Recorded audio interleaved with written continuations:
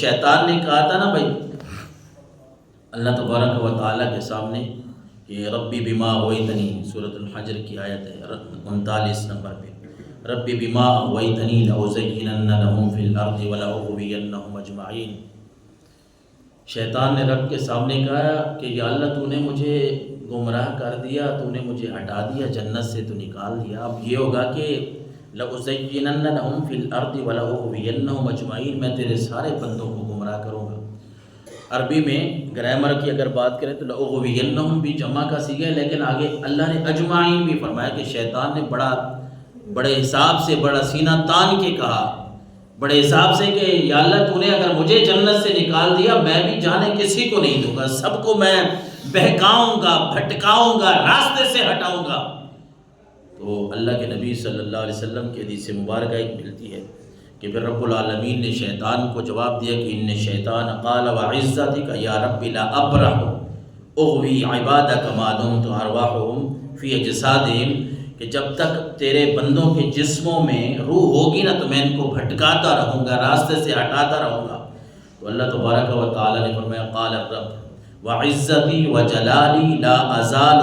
اغفر لهم ما استغفرونی۔ اے شیطان تو بھی سن لے،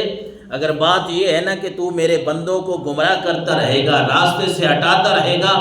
جب تک ان کے جسموں میں روحیں ہیں تو بھٹکاتا رہے گا، لیکن تو بھی سن لے کہ جب تک بندے مجھ سے استغفار کرتے رہیں گے، معافی مانگتے رہیں گے، میں بھی ان کی توبہ کو قبول کرتا ہوں، میں بھی ان کو معاف کر دوں گا، ان کی معافی کو قبول کر لوں گا۔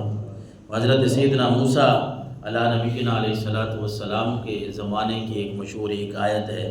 کہ ایک آدمی توبہ کرتا ہے، پھر توڑ دیتا ہے، پھر توبہ کرتا ہے، 20 سال گزر جاتے ہیں، غمگین ہوا، باہر نکل گیا صحراؤں کی طرف کہ میں کیوں نہیں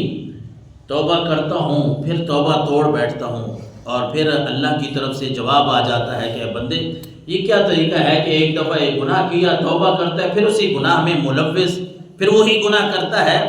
آج کے بعد توبہ نہ کرنا، تیری کوئی توبہ قبول نہیں ہوگی۔ بندہ صحراؤں کی طرف نکل جاتا ہے اور عرض کر رہا ہے اللہ کے سامنے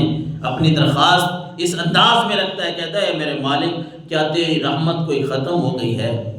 تیری رحمت کے خزانے ان کو کوئی تالے لگ گئے ہیں؟ تیری رحمت ختم ہو گئی ہے یا تیری رحمت سے میرے گناہ بڑے ہو گئے ہیں؟ یا اللہ مجھے معافی کیوں نہیں ملے گی؟ بس اس کا انداز ہی ایسا تھا بات کرنے کا کہ رب العالمین کی طرف سے پھر اسے جواب ملتا ہے کہ میرے بندے اب توبہ کر لے، تجھے توبہ کی توفیق بھی نصیب فرماؤں گا اور ہدایت کے راستے پہ استقامت بھی نصیب فرماؤں گا، کیونکہ سب سے بڑی بات تو ہے استقامت۔ اللہ نے کیسے قرآن مجید میں فرمایا ان الذین قالوا ربنا اللہ ثم استقاموا تتنزل علیہم الملائکہ، کہ جن لوگوں نے ایمان لائے، جو لوگ ایمان لائے، اللہ کو ایک مان لیا، وحدہ لا شریک مان لیا، پھر اس پہ ڈٹ گئے، ثم استقاموا، پھر اللہ کا قرآن کہہ رہا ہے کہ اللہ ان پہ فرشتے بھی نازل فرماتا ہے، اپنی رحمتیں بھی نازل فرماتا ہے۔ اصل تو ہے استقامت، بندہ استقامت کے ساتھ کام کرتا رہے، ڈٹا رہے، اللہ کے سامنے جو بھی معاملات ہے اپنے رکھتا رہے، جس طرح اللہ نے اس میں حدیث مبارکہ میں اللہ کے نبی نے فرمایا کہ رب کی رحمت آوازیں دے رہی ہے۔ قرآن مجید فرقان حمید میں اللہ تبارک و تعالی نے فرمایا فاستغفروا لذنوبہم ومن یغفر الذنوب الا اللہ، جب اے نبی آپ کے امتی گناہ کریں اور مجھ سے معافی مانگیں تو معافی میں نے ہی دے دی ہے۔ من یغفر الذنوب الا اللہ، اللہ کے سوا ہے کون جو معاف کرے گناہ؟ اسی کا تو دروازہ ہے، وہاں جانا ہے۔ اور انشاءاللہ اسی بات کو لیتے ہوئے 3 تاریخ کو 3 فروری کو منگل کے دن شب برات بھی آ رہی ہے، اس حوالے سے ہم انشاءاللہ اپنی اس جامعہ مسجد میں ہر سال کی طرح محفل پاک کا بھی اہتمام کرتے ہیں، جس میں سحری کا بھی اہتمام ہوتا ہے۔ سحری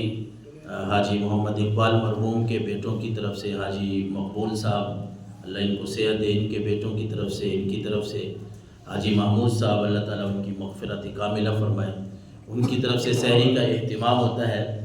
تو آپ کو یہ بھی دعوت ہے۔ اور عشاء کی نماز کے بعد ہماری ہر سال محفل بھی ہوتی ہے،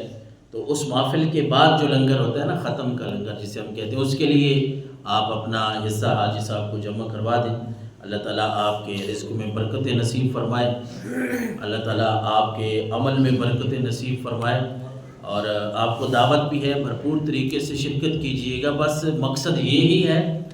کوئی یہ بات نہیں ہے کہ کسی کو دکھانا، بلکہ کسی بھی نیک عمل میں یہ بات ذہن میں ہم نے رکھنی ہے، انما الاعمال بالنیات، اعمال کا دار و مدار نیتوں پر ہے۔ کبھی بھی یہ نہ کہیں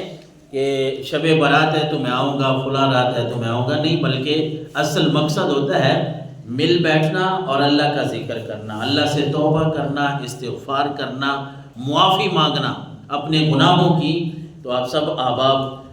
آج بھی اور بقیہ نمازوں پہ آپ آئیں، ہمارے یہاں قاری صاحب موجود ہوتے ہیں، ان کے ساتھ رابطہ کریں۔ کسی نماز پہ محسن بھائی آ جاتے ہیں، ان کے ساتھ حاجی صاحب آتے ہیں نمازوں پہ، ان کو آپ ضرور لنگر میں اپنا حصہ جو آپ نے شامل کرنا ہوتا ہے ان کو ضرور دیجیے گا۔ اللہ تعالیٰ آپ کے رزق میں برکت نصیب فرمائے، کیونکہ جو توبہ اور استغفار ہے نا، یہ ایک ایسی چیز ہے کہ اللہ کے نبی صلی اللہ علیہ وسلم نے فرمایا السلسلۃ الصحیحہ، ایک حدیث مبارک ہے، عربی کی کتاب ہے، 418 نمبر پہ اللہ کے نبی نے فرمایا